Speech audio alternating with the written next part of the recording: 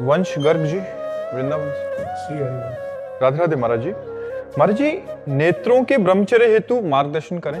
नेत्रों का ब्रह्मचर्य क्या है और उसको कैसे धारण करें? नेत्रों से गलत दृश्य ना देखें हम, जैसे व्यभिचार संबंधी दृश्य है ना, जो गलत भावनाएं हमारे अंदर उत्पन्न करते हैं। सबसे पहले हमें अपने नेत्रों को इससे बचाना है। जैसे मोबाइल आदि में, लैपटॉप से या किसी सीरियल आदि में जिसमें गंदा चरित्र है, गंदा दृश्य है, जिस दृश्य के देखने से हमारी भावना पतित हो जाए, हमारी भावना धर्म भ्रष्ट हो जाए, वो दृश्य नहीं देखने। दूसरी बात, हमें किसी के दोष नहीं देखने। दृष्टि से किसी के दोष नहीं, अगर दोष दिखाई दे रहे तो हमको प्रणाम करना है। क्रिया पर नहीं जाना, कारण पर जाना है। कारण सब में परमात्मा विराजमान है, क्रियाएं तो ऊंच नीच सबसे होती रहती है। हमें किसी के दोष नहीं देखने। तीसरी बात, हम कोशिश करें कि सब में भगवान विराजमान है, ऐसी अपनी दृष्टि से देखने की भावना करें कि जड़ चैतन्य सब में, जैसे गोस्वामी जी कह रहे हैं, सिय राम में सब जग जानी, करो प्रणाम जोरी जुग पानी। सबको दोनों हाथ जोड़कर हम प्रणाम करते हैं, क्योंकि सब में भगवान सिया राम विराजमान है, गोस्वामी जी कह रहे हैं। तो हम अपनी दृष्टि, हमारी जो दृष्टि है वो पवित्र तभी होगी जब भगवत दृष्टि हो जाएगी, सब में भगवत दृष्टि हो जाए। तो हम गलत आचरण वाले, जैसे कोई पशु पक्षी मैथुन कर रहा है तो हमें नहीं देखना, इससे हमारी दृष्टि दूषित हो जाएगी।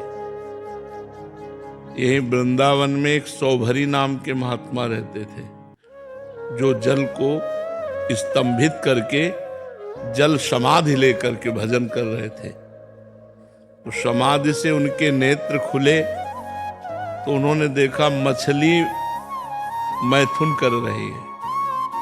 हर जीव में होता है, बस उसका मनन होने लगा। जो देखा जाता है उसका मनन होता है।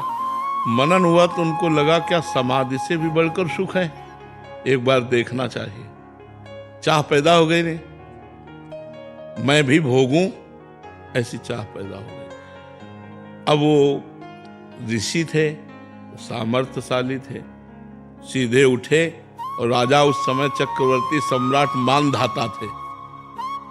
मानधाता के पास गए और कहा, अब सामर्थ्यशाली ब्रह्म ऋषि ऐसे कोई राजा से ऐसे कोई साधारण बात कर सकता है क्या? उन्होंने कहा अपनी पुत्री प्रदान करो। तो वो बड़े प्रवीण थे कि ना कहता हूं तो शाप दे देंगे, और हाँ कहता हूं तो कहा महलों की राजकुमारी, और कहा उनके शरीर से मछली जैसी दुर्गंध भी आ रही थी, क्योंकि जल में समाधिस्थ रहते, हड्डी हड्डी शरीर में। तो 50 पुत्रियां थीं। तो उन्होंने कहा महाराज जो तुम्हें पसंद करे उसे स्वीकार कर लो।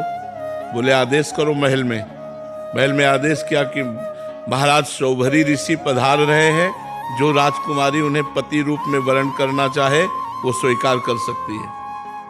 महाराज सौभरी ने रास्ते में अपना ऐसा रूप बनाया, और तपस्वी थे कि 50 मोहित हो गए। तो 50 पुत्रियों के साथ ब्याह किया, और एक दिन 50 की फिर संतानें हुई। सब ऐसे तो एक दिन बैठे थे, पूरा परिवार देखकर अरे बोले कहाँ फंस गया, कहाँ जिस माया के विघ्न से बचने के लिए जल में समाधि लेकर भजन करता था, मछली के मैथुन क्रीड़ा को देखकर ये सब।